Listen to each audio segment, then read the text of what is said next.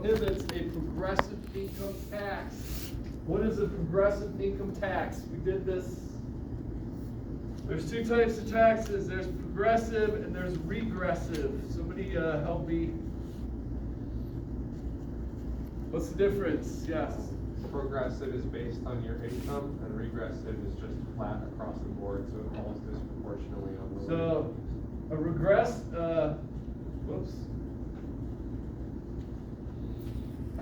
progressive tax, the more money you have, the more you pay in a progressive tax. Does that make sense? The more you earn, so Matt Stafford, Jared Goff, he would pay more in taxes than you do. Because his shoe costs more, he has a pair of shoes that cost more than you earn in a year.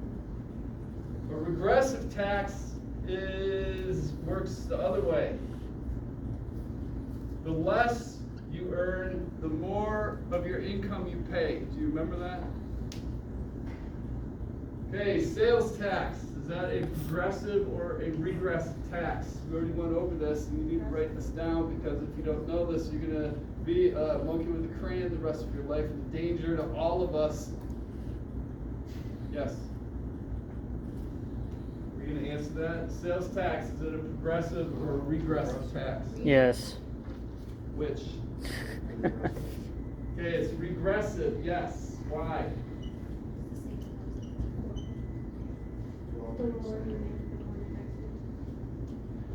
Sales taxes are regressive because if you're earning like $40,000 or $50,000 or less, are you likely to pay a sales tax on almost everything, every one of those dollars, because you don't make enough that you're saving money. Jared Goff, on the other hand, does he only pay sales tax on a small portion of his income?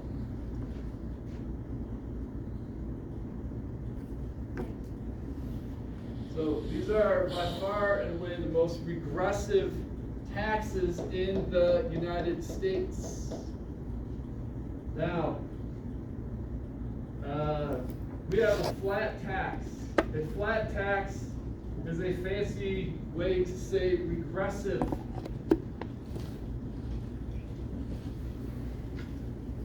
People do the same thing. Oh, Jared Goff, here's you. Flat. You pay the same as Jared. Well, Jared Goff has a lot better tax accountants than you ever will. And that's not how this works. See, they do the flat tax is done after all your deductions. So they don't do it on what you earn, but see, because you don't make that much, you don't have that many deductions. Jared Goff, on the other hand, or George Romney, does he have a lot better tax lawyers than you do that take all these deductions? And so you guys have been sold from birth just like you're never going to get Social Security, you're never going to get it, nobody mentions, hey, businesses, for every dollar you put in businesses, nobody mentions these things. So a flat tax is regressive. So, like we'll see later when we do this, Michigan has, today, Michigan is number 10 with the most regressive state and local tax system in the entire United States. We have the 10th most regressive, because we have 2 regressive. And so when people say, oh, why should we redo the Constitution? I'm like, you can change that. You can change this. So this is progressive, and this is progressive. We can get rid of this. What's the difference? What would a progressive sales tax You probably would get rid of it.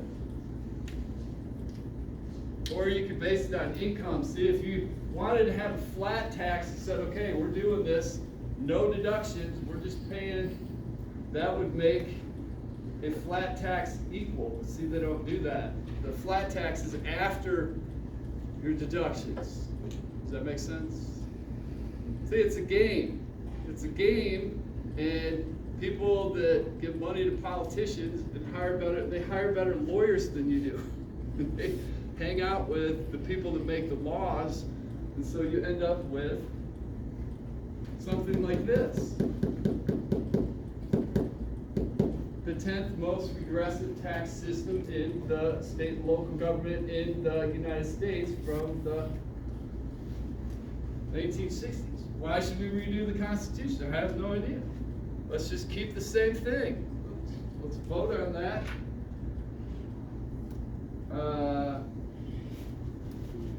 3 times people tried to turn this into a progressive, and the ballot initiative failed 3 times. There's not been another attempt to make. See, this is genius. This is why people get paid a lot of money. Flat tax, it's all equal. Oh, I'll vote for that. It's like, you just don't understand. It's not that way. Those are pretend words to fool people. Have you guys learned that yet? That if you go on social media or you turn on the TV, there's an endless number of people that are trying to fool you to get your money. Isn't that called advertisement?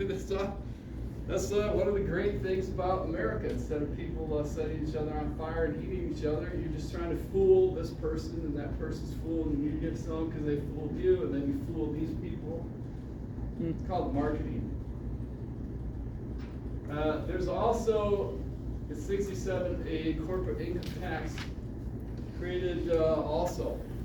So the state of Michigan is looking for more revenue for schools, colleges, road building. State is starting to get into healthcare, unemployment insurance, workers' comp, all these different areas. So you're getting crisis by crisis. Okay, does anybody know what no-fault divorce is? Yes? You don't have to provide a reason to get a divorce. It used to be where you had to prove that your spouse was being unfaithful and that you could get a divorce, but now you don't have to do that.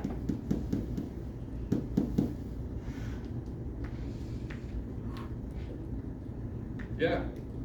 Before 1967, if you wanted to do a divorce, you and whoever you were married to had to go before a white male judge and convince him that you should be allowed to get a divorce. And if that white male judge said, well, you're not getting a divorce, no fault. Michigan, California is the first state that does this in 65. Michigan is one of the next, 2 or 3, but how this works is you say, hey, I want a divorce, and the marriage is over. What's the upside to having no-fault divorce?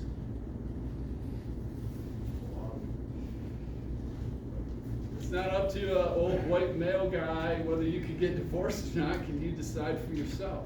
What's the downside to no-fault divorce? Higher rate.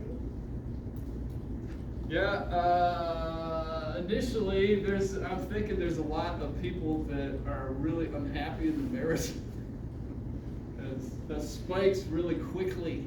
You see that? And then that's kind of, what's the downside of no-fault divorce?